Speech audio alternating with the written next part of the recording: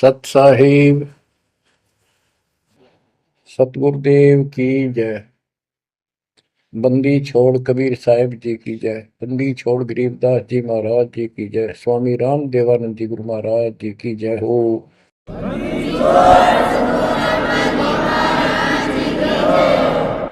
सर्व संतों की जय, सर्व भक्तों की जय, धर्मी पुरुषों की जय। श्री काशी धाम की जय, श्री सुडानी धाम की जय, श्री क्रोथा धाम की जय, श्री बरवाड़ा धाम की जय। सत साहिब गरीब नमो नमो सत पुरुष को नमस्कार गुरु के नहीं। सुर नर मुनिजन साधुआ संतों सर्वस नहीं।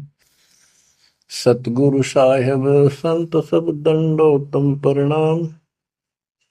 आगे पीछे मध्य हुए तिनको जा कुर्बान। नराकार निर्विषम काल जाल भय बंधन। निर्लेपम निज निर्गुणम अकल अनुपेशंदनम।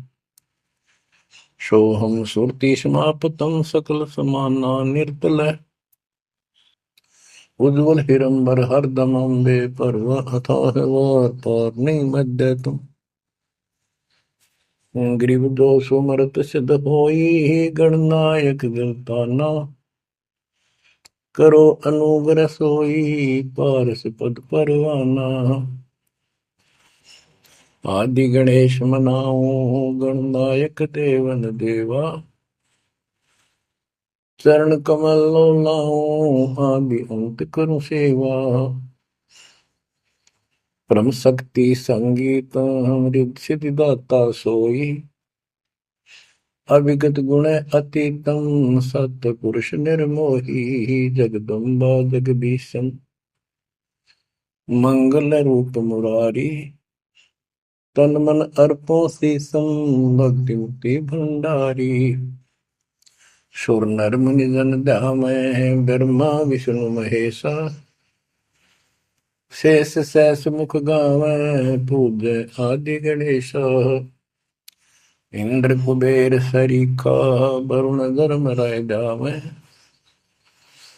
समर्थ जीवन जी का मन इच्छा पल पावै। 33 कोटि अधारा जावै सहस 88। उतरै बहुजल पारा कट है यम की फांसी। कबीर सतगुरु के उपदेश का सुनिया एक विचार। जय सतगुरु मिलते नहीं जाते नरक द्वार। नरक द्वार में दूत सब करते खेचातान। उनसे कभू नहीं छूटता फिरता चारों खाने। कबीर चार खानी में भरमता कबहू न लगता तार। सो फेरा सब मिट गया मेरे सतगुरु के उपकार। जय जय सतगुरु मेरे की। जय जय सतगुरु मेरे की। सदा साहिबी सुख से बसियो। अमरपुरी के डेरे की। जय जय सतगुरु मेरे की। जय जय सतगुरु मेरे की। सदा साहिबी सुख से बसियो।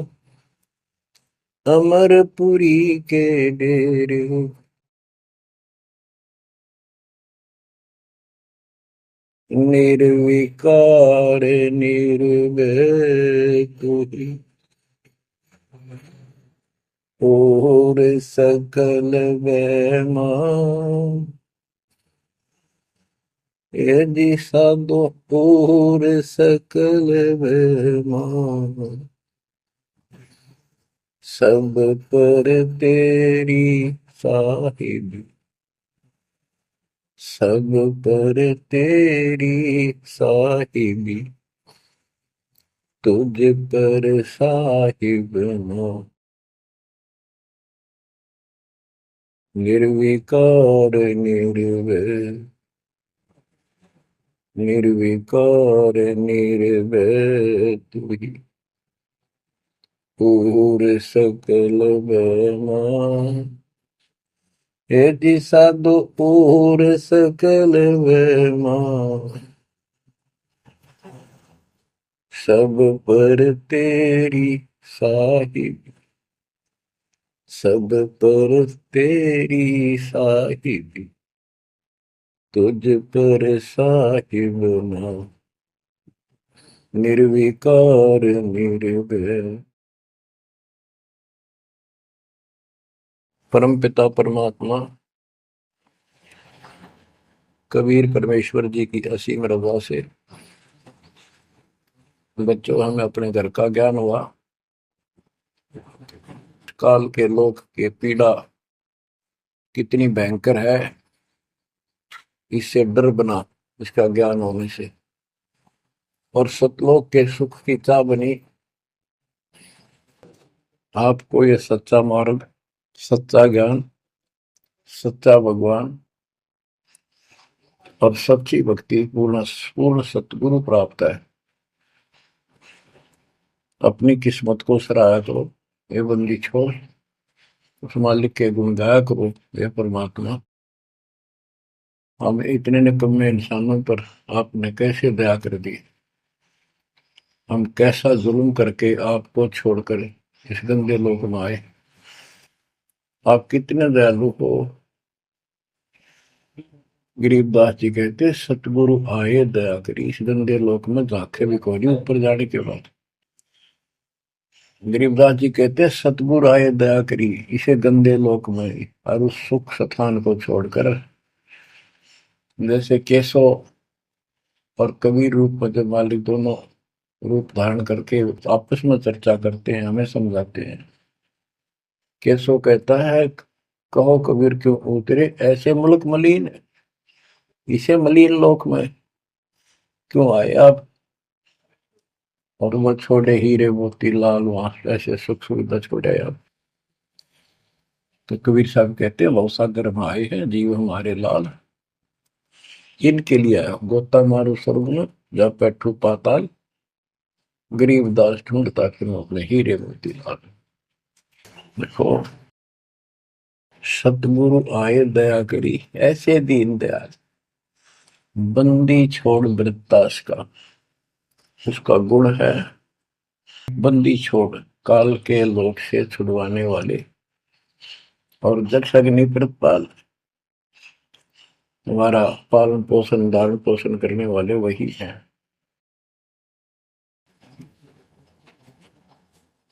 आपको इतना ज्ञान सुना दिया और सुना रहे हैं, इस ज्ञान से आपके अंतःकरण में ये फाइनल हो जाएगा एक दिन।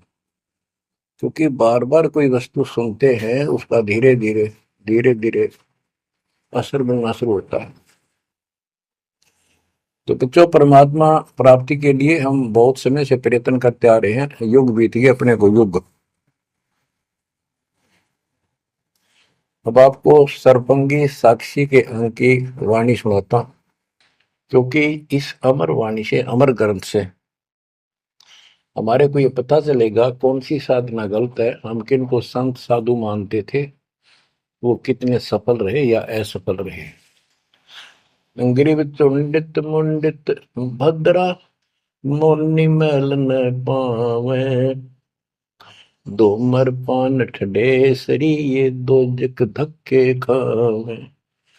चुंडित बड़े बड़े जटाधारी, बाल रखे हुए हों, कंठी माला पहन रखी हो, कान कून पड़वा रखा हो, या रखो वैसे मूंड मुंडवा रखे हो, गले में मालाएं हो, राख लपेट रखी हो, या कति सिर कोरा कचकोला कढ़ा रखा उस तरह करवा कर और गेरवे कपड़े भगमा कपड़े पहन रखे होते हैं,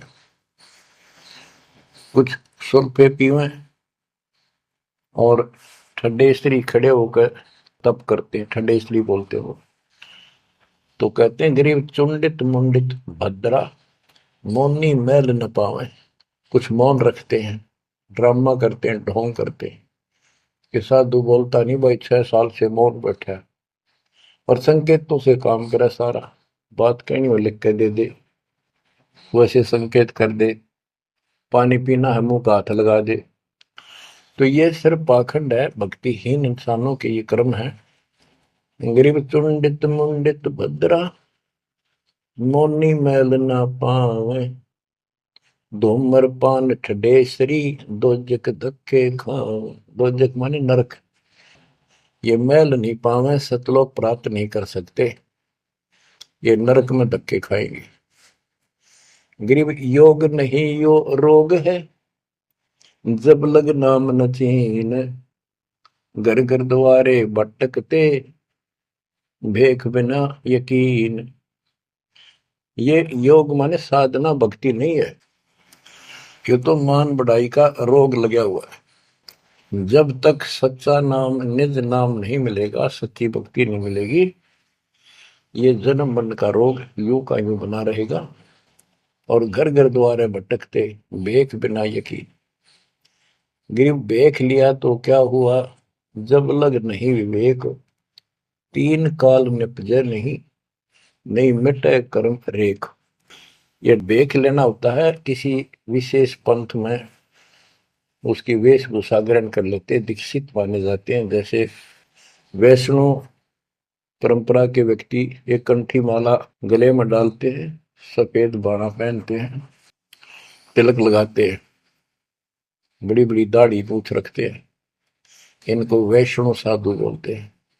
दूसरे कन पाड़े हैं, कान पड़वा लेते हैं, उनमें बाला जैसी मोटी मोटी मुद्रा डालते हैं, बड़ी बड़ी जटा रखाते हैं, सुल्फे पीते हैं, चिमटे रखे। गरीब भेख लिया तो क्या हुआ, जब लग नहीं विवेक, तीन काल निपजै नहीं, नहीं मिटे कर्म रेख। कि ये अलग से कोई वेशभूषा बना के भाई ये आडंबर कर भी लिया, बिना विवेक बिना ज्ञान के इससे कोई लाभ नहीं होगा। तीन काल निपजा नहीं, यानी कदे भी लाभ नहीं होगा, कभी भी नहीं मिटे कर्म रेख, यानी कर्म के दंड पाप कर्म नहीं कटेंगे। गरीब अधः कपाली तपत है, तल सिर ऊपर पैर, दम का खोज न जाने ही, क्या दे ही सुबर। क्या बताते हैं कि कोई ऊपर न पैर कर आसन पर नीचे सिर करके तपता है, कोई किसी प्रकार से कठिन साधना करता है कि तुम श्वास के सिमरण का दम का खोज न जाने ही, क्या दे ही सुबर। आप ठीक से भक्ति नहीं जानते, जो श्वास का सिमरण है उसका ज्ञान तुम्हें नहीं है, फिर इस शरीर के साथ क्यों दुश्मनी कर रखी है, इसकी दुरुक्ति कर रखी, इसको इतना कष्ट दे रहे हो। गरीब यादे ही सोंगी नहीं, महंगी रत्नो मोल, जय जाने तो राम जप, नहीं कुल कपाट न खोल। या देही मनुष्य शरीर इतना सस्ता नहीं है, युगों युगों अच्छे पुण्यों के कारण, धर्म भक्ति करने के कारण मानव शरीर प्राप्त होता है। इसको ये बहुत कीमती है, इसको ऐसे बकवादों मत को। पर तो साधना नहीं करते, करते हैं तो ये शास्त्र विरुद्ध करते हो, ये सब गलत बताइए। गिर पर्वत डूंगर क्यों चढ़ो, बस्ती तो जो न गाम, बन बस्ती में एक सा, जाके हृदय राम। पर्वत डूंगर क्यों चढ़ो, कहीं जाने की आवश्यकता नहीं है। परमात्मा की सच्ची भक्ति अपने घर पर करो, कहीं भी करो, वो सच्ची भक्ति होनी चाहिए। ग्रीव सत्य पुरुष निर्गुण कला, सरगुण कल्प विनोद, ओहम सोहम से भिन्न अक्सर को सोहद। परमात्मा कबीर जी की भक्ति करो। और ओम सोहम तो आपको बता ही रखा है, इससे भी अलग एक मंत्र है, उस मंत्र को विशेष ध्यान से जाप करो। गिर बिना साड साडू नहीं सुनो से आनी लोए, सारा बरस बादुआ कारद सिद्ध ने होए। जैसे समय पर बारिश होती है तो उससे फसल अच्छी होती है, बगैर किसी समय के बारिश होती है तो उससे कोई लाभ नहीं होता। गरीब साध नदी और मेघ जल कहीं कहीं है मौज, निंदत पापी मारी ये जिन घर दौड़े फौज। गरीब दैत दल दरमल असुर दल आसगे, मंडी मसाणों निसंक फिरे, जीवे जब लग जोखिम नहीं, मरा जब निसंक मरे। यानी सच्ची भक्ति परमात्मा कबीर जी की सत साधना पूरे सतगुरु से लेकर जो साधना करता है भक्त भक्तमती बच्चे, वो कहते हैं मंडी मसाणों, शमशान घाटों पर मंडियों पर जो लोग जहाँ पूजा बकवाद करते हैं और राक्षसों के झुंड ये भूत प्रेत घूमते फिरते हैं कि इन की निसंग फिरो, निर्भय होकर घूमो, जीव जब लग जोखिम नहीं और मरो जब निसंक मरो, कि परवाह ना करना। परमात्मा कबीर जी कहते हैं, गरीबदास जी कहते हैं, परमात्मा कबीर जी तेरे सक्षम है, अपने भगत को इतने जीवन रहेगा, इतने कोई टेंशन नहीं होने देंगे, कोई दिक्कत नहीं आने देंगे। मरा जब निर्भय होकर शरीर छोड़ देना, आपके लिए विमान तैयार मिलेगा, टेंशन ना लेना। गरीब चंद्र सूर्य की आयु लग, जे जीवकार है शरीर, सतगुर से भेटा नहीं तो अंत कीर का कीर। चंद्र और सूर्य, चांद और सूरज की आयु लग, यदि जीव का शरीर रहे और सच्ची भक्ति पूरे सतगुरु से प्राप्त नहीं हुई तो कितनी साधना करता दिखता, अंत में कीड़ा मकोड़ा, कीर का कीड़।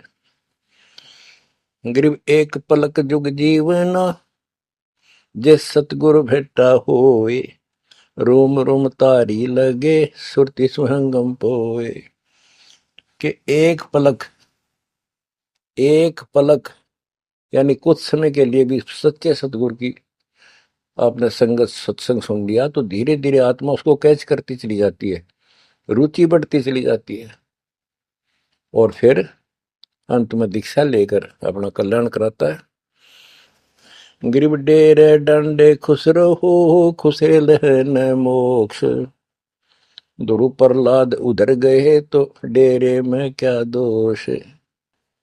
अब जैसे बहुत सी धारणाएं गलत पैदा कर रखी है, कहाँ कहाँ से समझाई आपको, इतने उल्टी सीधी बातें घर कर रखी है, हमारे हरदम डाल रखी है, प्रत्येक व्यक्ति को अज्ञान से भर रखा कूट कूट कर।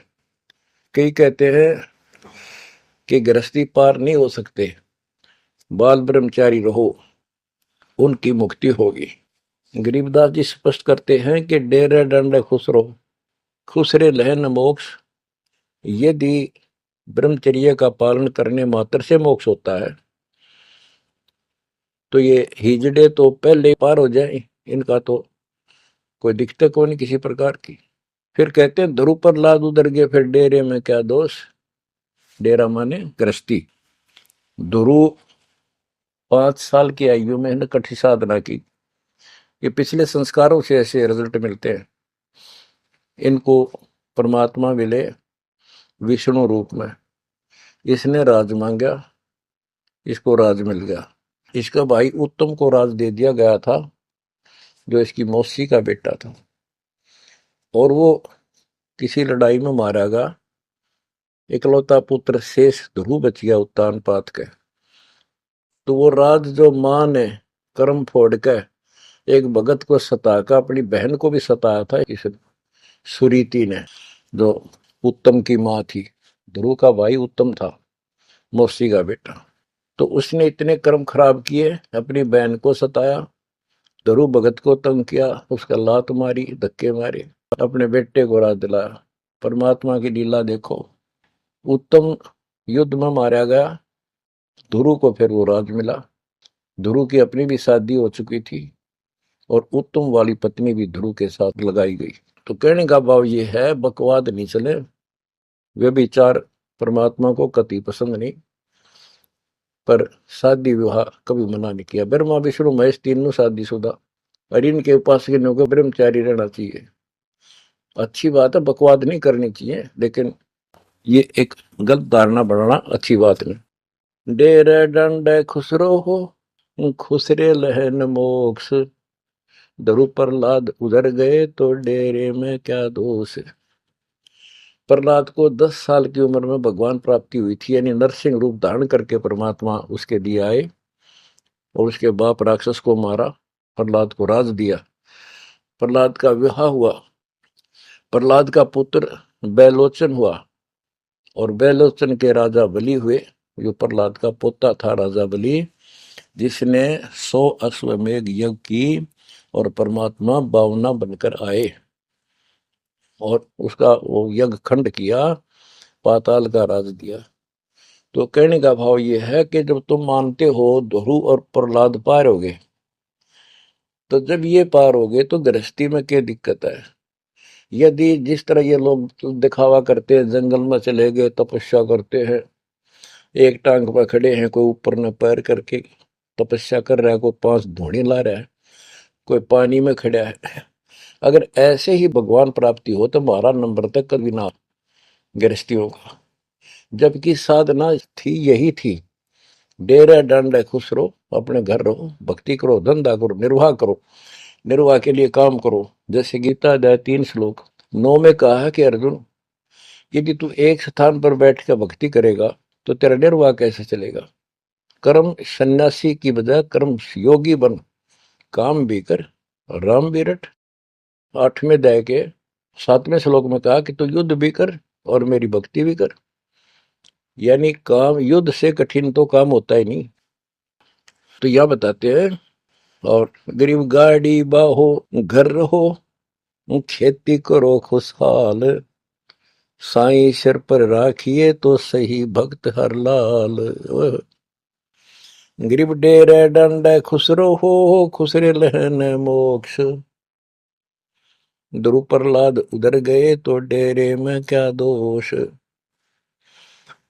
जैसे गलत धारणाएं पैदा कर रखी है कि मोक्ष तो उसको प्राप्त होगा जो घर छोड़ जाएगा, जंगल में कठिन तपस्या करेगा, परिवार का मोह त्याग देगा और ब्रह्मचारी जीवन जिएगा।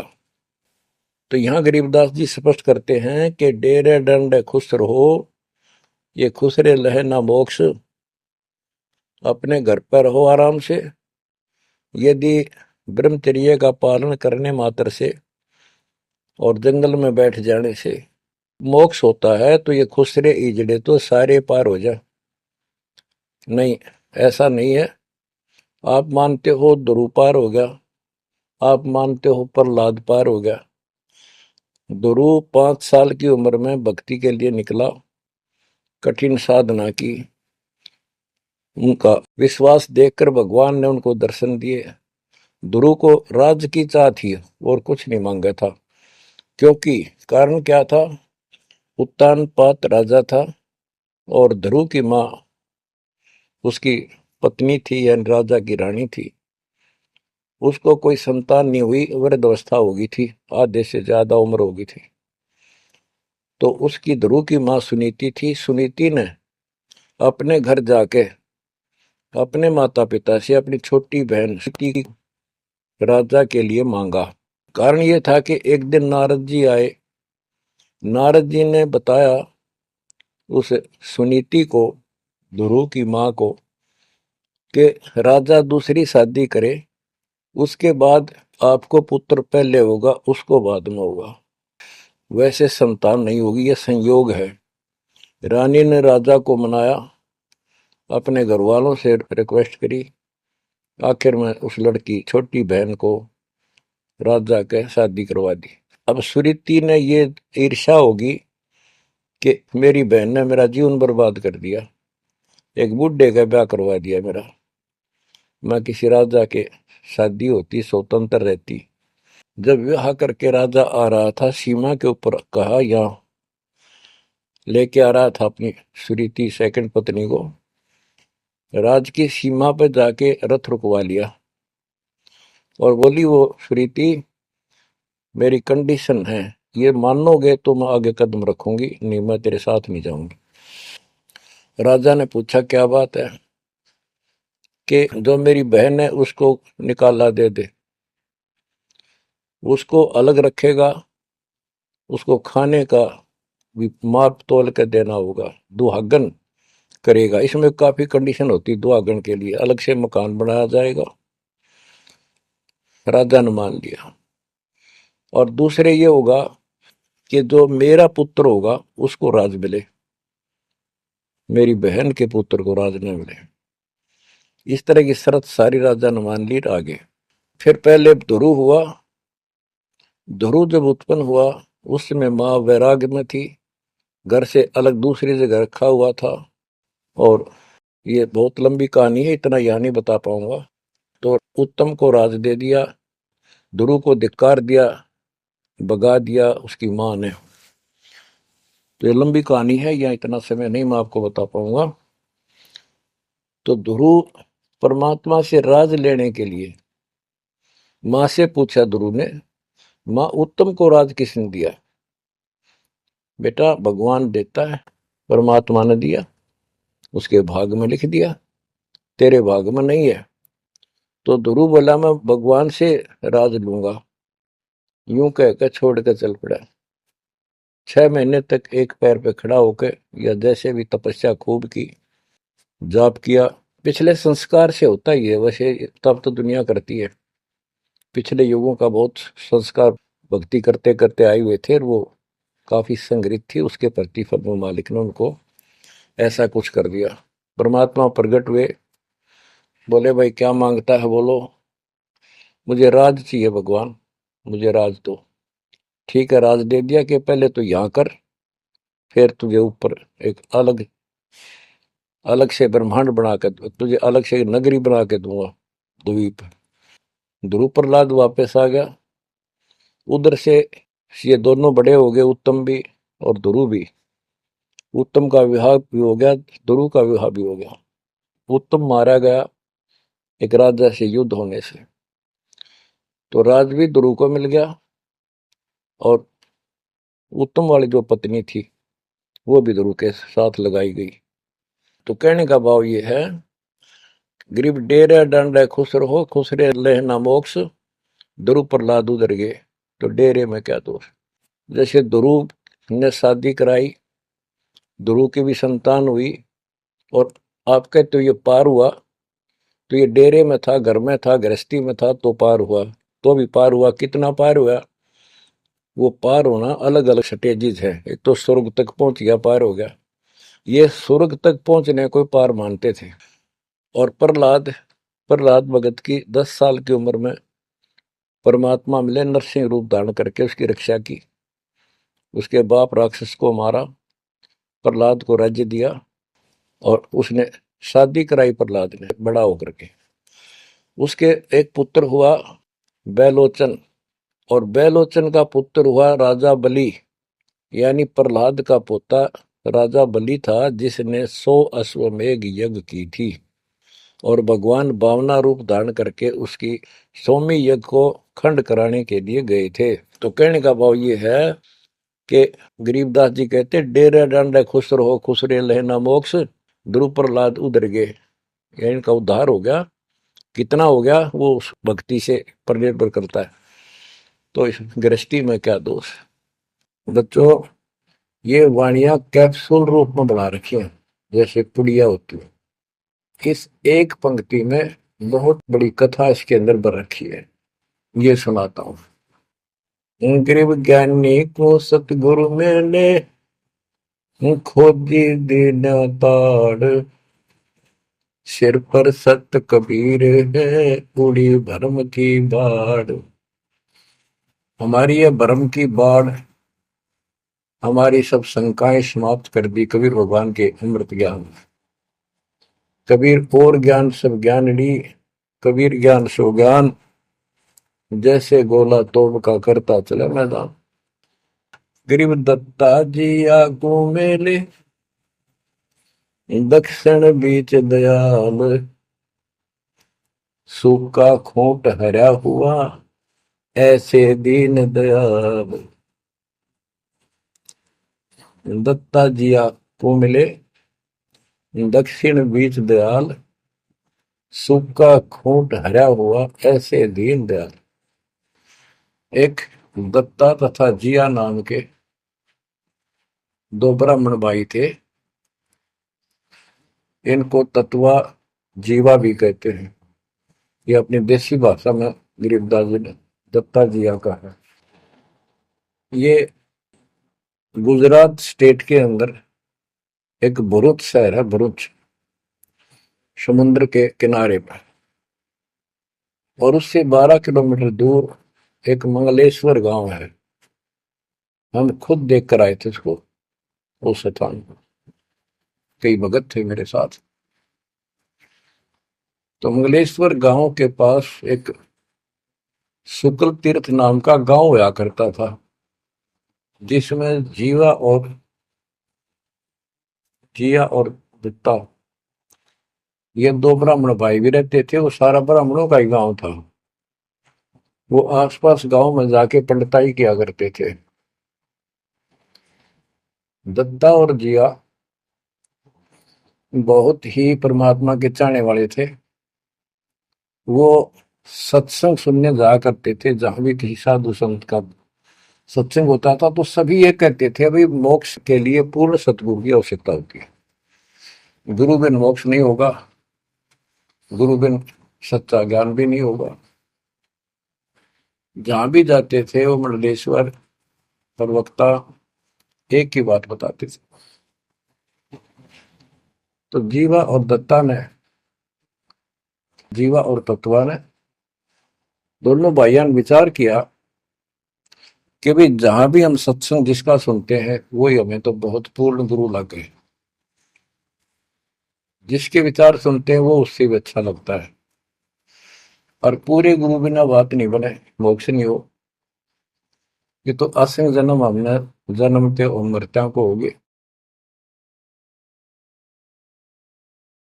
जैसे परमात्मा कबीर जी क्या करते हैं, किसी भी रूप में आकर, और कहीं जैसे मेले मेले भरा करते इनके तीर्थ तीर्थों पर, वहां चले जाते थे। वहां खड़े होकर शब्द सुनाने लग जाते और 10 20 50 व्यक्ति भगवान के चाहने वाले उनकी बातें सुना करते थे। तो जीवा और दत्ता को किसी स्थान पर परमात्मा उन्हीं के लिए जाते हैं क्योंकि वो भटक रहे भगवान के। ये बातें बताई कि पूर्ण सतगुरु हो, सच्चा ज्ञान हो, तो तब मालिक का राह मिलेगा, मोक्ष मिलेगा। असंग जन्म पर मत हो गए, कुछ नहीं हाथ लगा रहे, इस तरह की जबरदस्त बातें बताई। तो उनसे वो प्रेरित हुए। उनको नहीं पता था ये कौन है। उन्हें तो एक भगत माना, गीत गा शब्द शब्द सुनाने वाला। फिर वो साधु संतों की तलाश में चल पड़े। जहां भी जावे एक से एक बढ़िया लतीफेदार प्रवचन करें, बड़ी बड़ी कथा सुनाए, संस्कृत की भाषा में जबरदस्त बोले, स्पीच करें, प्रवचन करें। आखिर में उन्होंने सोचा भी एक हम कैसे निर्णय करें, यो संत पूरा हरियो नहीं। हम किसी को पूरा संत मानकर उसके आश्रित हो जावा, अंत में उस पता चले उस पूरा नहीं, मनुष्य जीवन तक गया ही, ये बार बार नहीं मिलेगा। आखिर में उन्होंने एक फैसला कर लिया कि हम एक बड़ के पेड़ की सूखी टहनी लगाएंगे, गमला बना के धरती में गड्ढा खोद के जैसे पौधा लगाया। और जिस संत के चरणामृत से ये हरी होगी, हम उसको गुरु बनाएंगे। उन्होंने सब मंडलेश्वरों जहां भी कोई चर्चित संत वहां गए, बेचारे दुख सुख पाकर पैदल चल लगे, उनके चरण धोए। महाराज चरणामृत देते, कौन मना करे चरणामृत को, लावे और डाल। कोई कुछ नहीं हुआ, क्योंकि तो मैं उन्होंने कहा है परमात्मा धरती पे संत नहीं है, और संत नहीं है तो हमारा मोक्ष नहीं। इसलिए हे परमात्मा, हमारा को मानुष जीवन शेष बचा है, इसको खत्म कर दो, हम दोनों को मार दो। कभी पृथ्वी पर संत हो तब जन्म देना। यूं कहकर खूब फूट फूट कर रोने लगे। काफी देर रोज ही टेंशन में रहने लगे, खाना पीना लगभग छूट गया। कैसे तो मर जाना अच्छा है, ये तो पशु जैसा जीवन बहुत बार जी लिए। तो कबीर साहब रह रह हमको सुना गए थे, कहीं कहीं इकट्ठे होकर खड़े हो जाते थे, भटकते थे, वहां मालिक भी किसी न किसी रूप में चले जाते थे। उनके यह प्रेरणा भर दी थी। बाकी मंडले सुना कि बस में यह भी ना थी कि इसी प्रेरणा भर दे, इतना वैराग डाल दे। एक दिन परमात्मा पहुंचे उस सुकल तीर्थ गांव में, गली में जा रहे थे तो दत्ता बाहर निकला और बोला, जीवा देख, एक संत घूम रहा गली में, कहो तो बुला लो। जिया बोला रहा है, संत इसे से मंडलेश्वर देख लिए, ये सड़क छाप पर के पाओगे, क्यों जी दुखी करे और कई दिन रोना पड़ेगा, कुछ ना इनका पल्ला। दत्ता बोला, मेरा तीसरा दिल करे है, बुला लो एक में। भाई साधु सा दिखा है, चेहरे से बहुत अच्छा लगा, देखते ही आत्मा खुश हुई। दिया बोला, बुला तो मैं क्यों नाटू। वो तो बुला लिया, एक बैठने का मुड्ढा सा दे दिया, सटूल सा। बैठो महाराज बैठो। दत्ता ला, जीवा ला, बस परात निकाल के थाली महाराज के चरण दो के और जा जिया उसमें डाल दे। पौधा में डाला, अगर संता के चरण अमृत इधर उधर में डालिए, कितना गमले में डाल दे। जीवा डालन लाग रहा है, डालते उसको पोपल फूट आई बड़की डाली के, वट वृक्ष की टहनी के। जिया बोला, दत्ता बाग आइए आइए, क्या होगा। दोनों देखकर सुन हो गए, आते पैर पकड़ लिए। हे परमात्मा, हमने तो ये सोच लिया था धरती पर संत नहीं है। कबीर साहब बोले, जिस दिन पृथ्वी पर संत नहीं होगा, आग लग जाएगी इस पर, या कोई नहीं बचेगा, काल फूक देगा इस पृथ्वी को।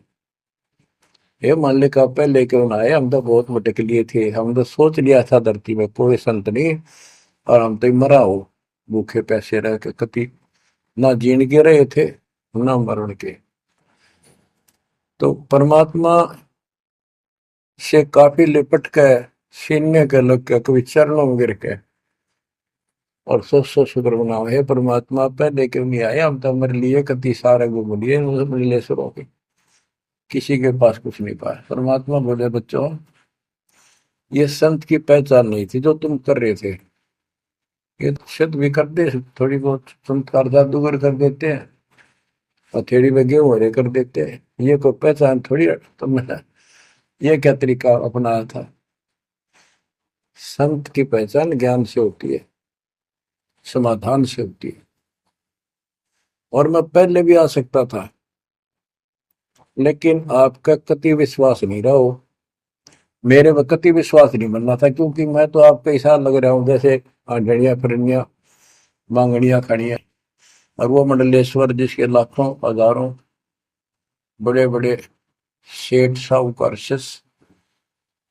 तुमने सोचो कि और भी कोई होगा जरूर, इसने सड़क छापने के छोड़ उनके पास जाते, वहां कुछ मिलना था नहीं तो मेरे तो भी चले जाते। गुरु के प्रति नाम दीक्षा लेने के बाद स्वप्न में भी नहीं आना चाहिए आज कोई नकली संत। लेकिन कबीर साहब ये भी कहते हैं कि जब ल गुरु मिला नहीं साचा, तब ल गुरु करो 10 पाचा। पूरा गुरु ना मिला, इतने से 100 छोड़ दो, 10 20 कितने छोड़ने पड़ो, त्याग दो। लेकिन मेरे प्रति तुम्हारी अविश्वास हो जाता तो मेरे से खत्म हो जाते आप।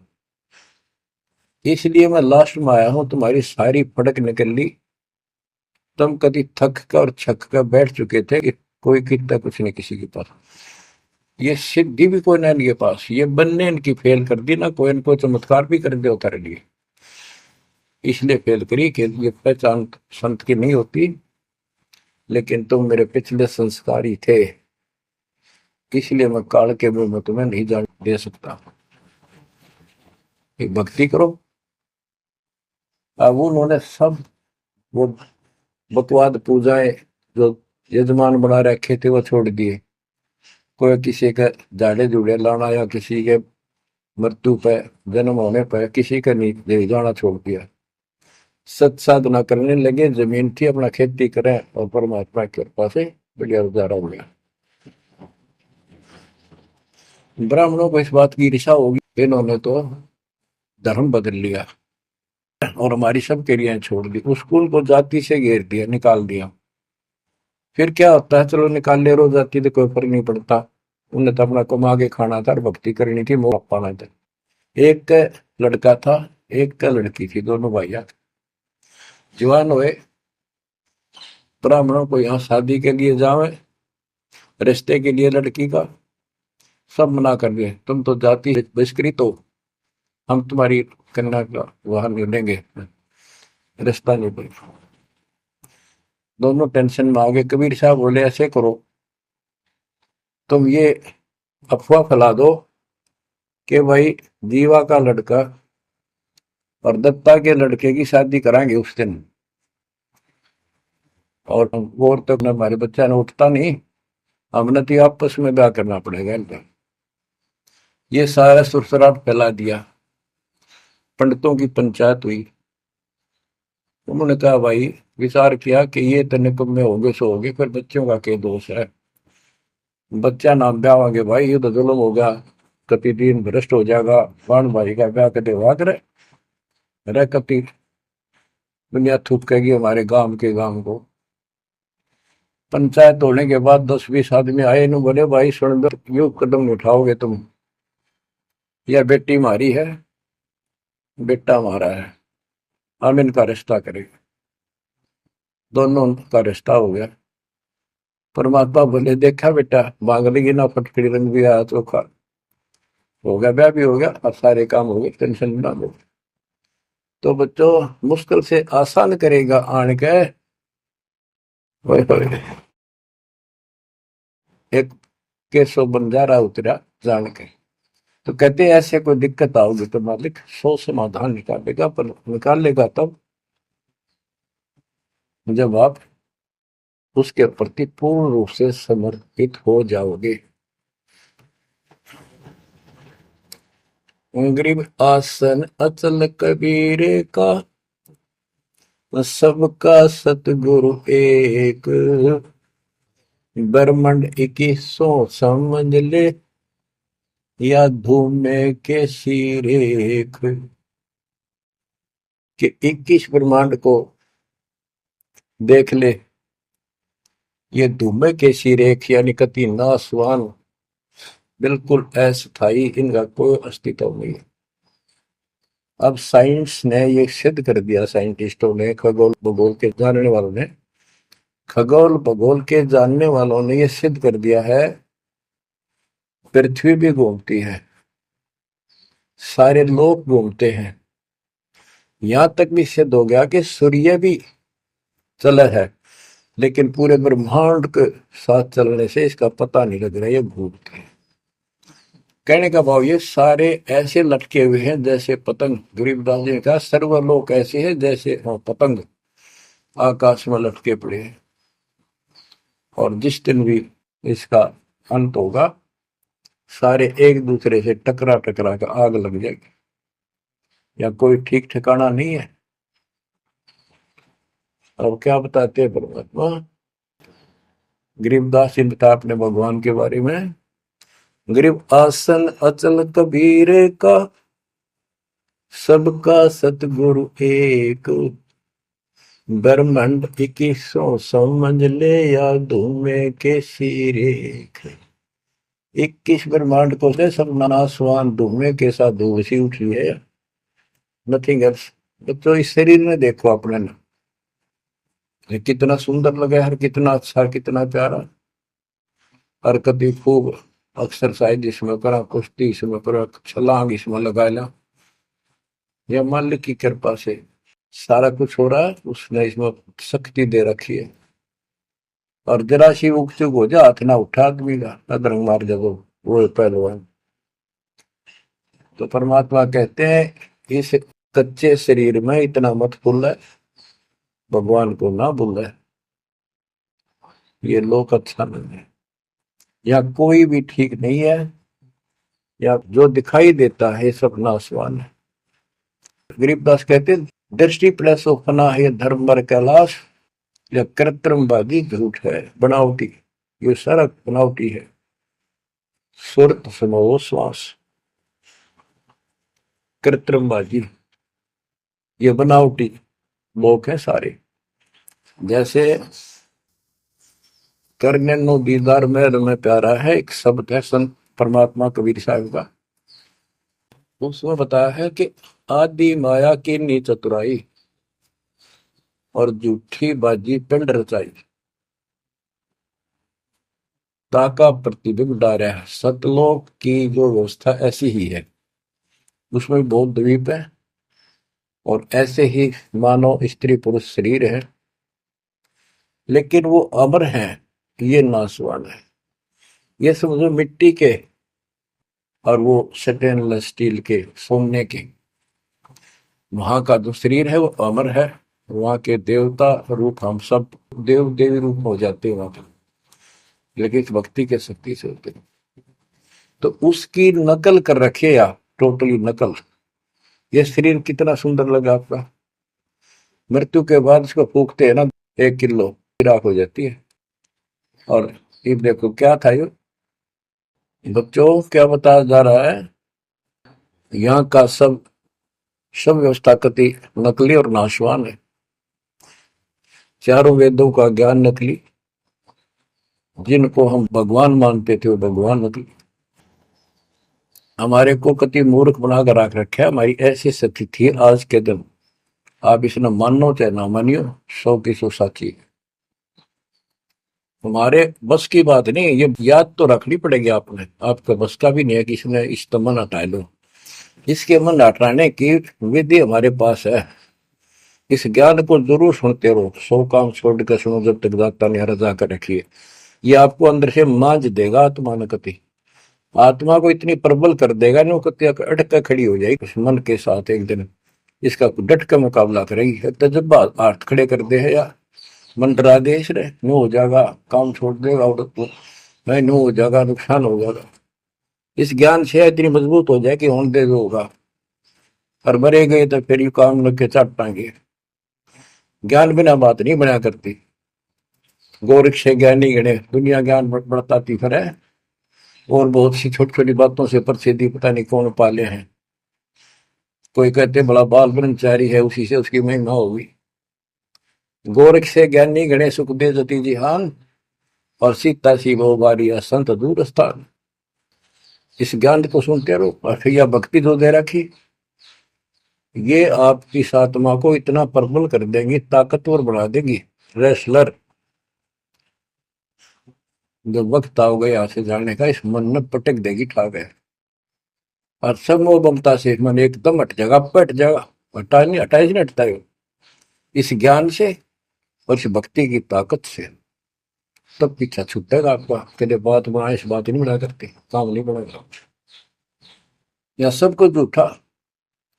जैसे व्यापारी लोग क्या करते हैं, भैंस का काटड़ू मर जाए बच्चा, उसकी खाल उतरवा के उसमें तूड़ा भरवा दिया करें ना। उसका मुंह होता है पूछड़ पूछड़, और बाल बूढ़ ऐसे ही होते हैं, और भैंस के सामने रख दे, वो उसी को अपना बच्चा मान लेती है, उसको चाटती है, लाड करती है, उसको लेकर टाइम का रस्सी में चलते हैं, वो उसके पीछे पीछे रहा रहा रहा करती भागती रहती।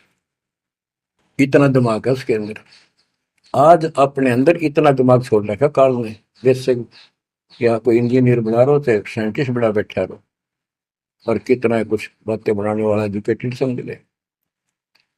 क्या है ये बच्चे, हाड चाम मांस के लोथड़े ऊपर चाम लपेट रखा, क्या ये शरीर है? और इसमें इतना मोह बढ़ा दिया, हमारे बस का नहीं, हो ही नहीं सकता। वो वैसे ने कौन समझावा कि ये ऐसा नहीं है, इसमें कुछ नहीं है।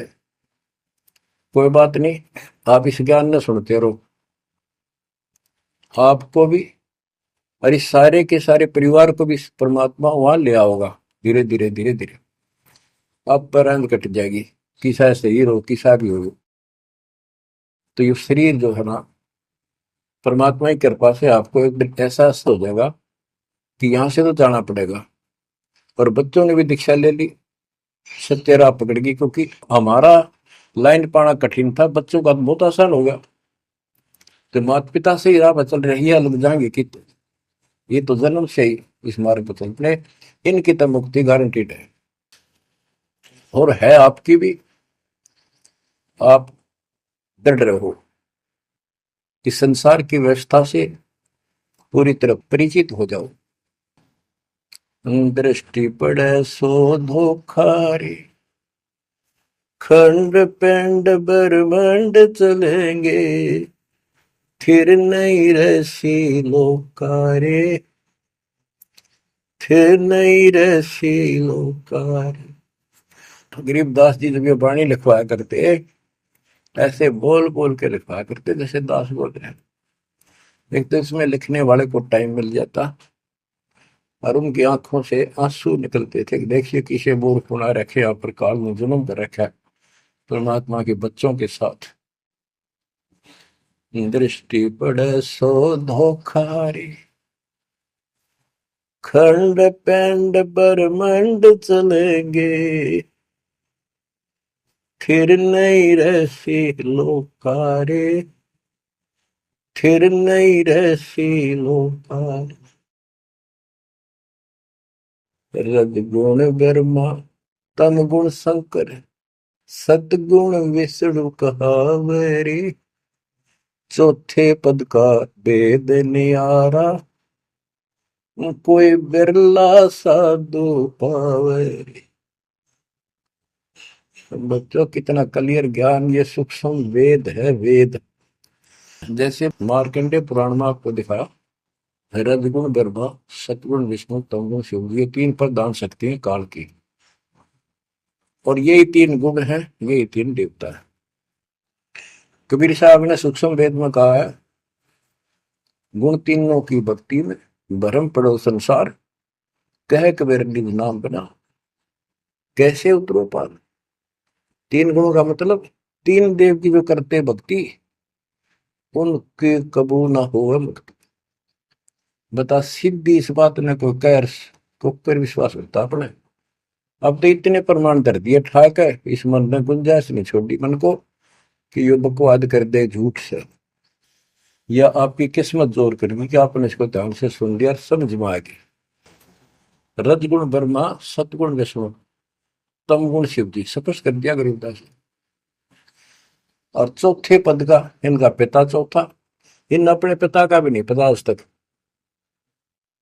क्या माया बुका दे है न, इसने उसको धमका रखा कि मेरा भेद नहीं दे देगी, या इसके वश पड़ेगी तो क्या करे बेचारी।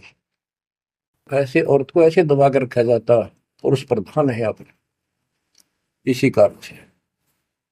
तो चौथा इनका पिता ज्योति निरंजन है। और कबीर साहब कहते हैं चार अनमोल है, छोटा है, और पांचवें को जावे कह कबीर सो, मुक्ति पावे हम पर आवे। रग यजु है श्याम अथर्व, चारों वेद चत भंगी रे, सूक्ष्म वेद बाचे साहिब का, सोहन सा सतसंगी रे। ये दुर्वेद अध्याय 40 श्लोक 10 में कहा है, कोई तो परमात्मा को साकार अवतार लेकर रामकृष्ण के रूप में मानता है, और कोई निराकार कहता है पृथ्वी पर आता है कोई नहीं। परमात्मा साकार है या निराकार है, वो तत्वदर्शी संत बताते हैं। गीता अध्याय 4 श्लोक 34 में यही कहा है कि तत्व ज्ञान को उन तत्वदर्शी संतों के पास जाकर समझो, उनको दंडवत प्रणाम करो, तब वो तत्वदर्शी संत में उस परमात्म तत्व का ज्ञान कराएंगे। यो ज्ञान आता कहां से है? चौथे अध्याय के 32वें श्लोक में श्रीमद् भगवत गीता ने स्पष्ट कर दिया। सच्चिदानंद घन ब्रह्म ब्रह्मणे मुखे, सच्चिदानंद घन ब्रह्म यानी परम अक्षर ब्रह्म अपने मुख कमल से जो वाणी बोलता है उसमें यो पूर्ण ज्ञान होता है और उस ज्ञान से मोक्ष होगा। वो ज्ञान कोई तत्वदर्शी संत बताएगा। इससे सिद्ध है ना वेद में वो ज्ञान न वो गीता में। हो गया चितभंगी, इनके तो ढूंढा उसने, भ्रमित ज्ञान है इनके अंदर, इनकम्प्लीट ज्ञान। रग यजु है श्याम अथर्व, चारों वेद चितभंगी रे, सूक्ष्म वेद बाँचै साहिब का, सोहन सा सतसंगी रे। आज आप वो सूक्ष्म वेद बाँच रहे हो, सुन रहे हो, पढ़ रहे हो, आप हो वो सत्संग। सूक्ष्म वेद बाँचै साहिब का, सोहन सा सतसंगी रे। बच्चों आप वो सूक्ष्म वेद सुन रहे हो, पढ़ रहे हो, बाँच रहे हो, आप वास्तव में सत्संगी हो। अलंकार अग है अनुरागी, दृष्टि मुष्टि नहीं आवरी, अकैलोक का वेद न जाने, फिर चार वेद के गावे। जब तुझे ऊपर के अकैलोकों का ज्ञान नहीं, अकैलोक वो चारों अमर लोकों को अकैलोक भी कहते हैं और लास्ट वाले को नामी और अकैलोक भी कहते हैं। ऊपर वाले अकय का अर्थ होता जिसने आज तक किसी ने ना बताया हो ना कहा हो उसकी जानकारी। तो ऊपर का ज्ञान तुम्हें है नहीं। इन चार वेदों ने कितना है पढ़ लो, कितना कंठस्थ याद कर लो, कितना इनमें इनके अनुसार साधना कर दो, मोक्ष नहीं हो सकता। बच्चों कमाल की बात देख लो, ये वेद ऋषि पढ़ कर जख मार कर चले गए, किससे समझ में नहीं आई। कबीर साहब कहते गुरु बिन वेद पढ़े जो प्राणी, समझे अनुसार रहेगा। चारों वेदों में कितना भी और मंत्र नहीं है। यजुर्वेद अध्याय 40 मंत्र नंबर 15 में एक ओम नाम है, स्पष्ट लिखा उसमें, ओम करतु समर किलवे समर करतुम समर। ओम नाम का जाप काम करते कैसे करो, विशेष कर्तव्य समझ का मनुष्य जीवन का और कसक के साथ, नथिंग एल्स। और कोई भी क्रिया ऐसे गीता चारों वेदों का सारांश है। 8वें अध्याय के 13वें श्लोक में लिखा है ओम इति एक अक्षरम ब्रह्म व्यवहारण मां मनुष्य, यह प्रियाति तदन देहम सयाति परमाम गतिम। मुझ ब्रह्म का केवल एक मंत्र है, इसका एक अक्षर का अंतिम सांस तक इसकी जो भक्ति करता है इससे प्राप्त होने वाली मुक्ति प्राप्त करता है ब्रह्म से। श्री देवी महापुराण के अंदर 6ठे सेकंड में हिमालय राजा को देवी फाइनल कर देती है कि राजा तू और सब बात छोड़ दे, मुक्ति चाहता है तो मेरी साधना ही भूल जा, तो ब्रह्म की भक्ति कर। उसका ओम नाम है, वो ऊपर दिव्य आकाश रूपी ब्रह्म लोक में रहता है, तेरा कल्याण वहां चला जाएगा। गीता अध्याय 8 श्लोक 16 में कहा कि ब्रह्म लोक में गए हुए पुनरावृत्ति में उनकी जन्म मृत्यु सदा रहेगी। अलंकार अग है अनुरागी, दृष्टि मुष्टि नहीं आवरे, अकैलोक का वेद न जाने, चार वेद के गावे। गीता अध्याय 15 श्लोक 4 में कहा है कि ज्ञान की प्राप्ति के पश्चात परमेश्वर के उस परम पद की खोज करनी चाहिए, जाने के बाद साधक फिर लौटकर संसार में कभी नहीं आते। आवे जावे सो हंसा कही है, परम हंस नहीं आया रे, 5 तत्व 3 गुण दूरा, या तो कहिए माया रे। सुन मंडल सुख सागर दरिया, परम हंस परवाना रे, सतगुरु मंदी वेद लखाया, है सतलोक निदाना रे। वो परम पद, वो परम स्थान, वो सतलोक है, जा जाने के बाद लौट कर गए। अगम दीप अमरापुर कोई, जा हिल मिल हंसा खेल रे, दास गरीब देश है दुर्लभ, साचा सतगुरु बेलर। दास गरीब देश है दुर्लभ, साचा सतगुरु बेलर। अगम दीप अमरापुर कोई, अमरपुर, अमरपुरी सतलोक अविनाशी परम धाम, सनातन परम धाम। जा हिल मिल हंसा खेल रे, वहां मौज मस्ती से में रहते हैं भक्त, सारे बच्चे। दास गरीब देश है दुर्लभ, साचा सतगुरु बेलर। वो लोक, वो देश बहुत दुर्लभ है, लेकिन सुलभ है सच्चे सतगुरु से। तो बच्चों, आपके ऊपर दाता ने कसर नहीं छोड़ रखी, इस सत्संग ने सुनते रहियो।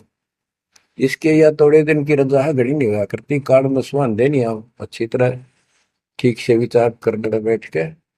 कोई बात ना, ये रिकॉर्ड हो रहे हैं, इनको आप बाद में आपको दिए जाएंगे, रोज दिल्ली सुनो और भक्ति करना, और परमात्मा की कृपा से का बेड़ा पार होगा तुम्हारा। नोट कर लेना, सह परिवार सतलोक जाओगे, मालिक आपको मोक्ष दे, आपकी बुद्धि मालिक में दर्द करे, इस गंदे लोक की यथार्थता तुम्हारे सामने आंखों के आगे घूमने लग जा, और सतलोक की चाह प्रबल हो जा। जहां साता भाषा हुई, मन कर्म वचन समरियो सोच। परमात्मा आपको मोक्ष दे, सदा सुखी रखे। सत्साई।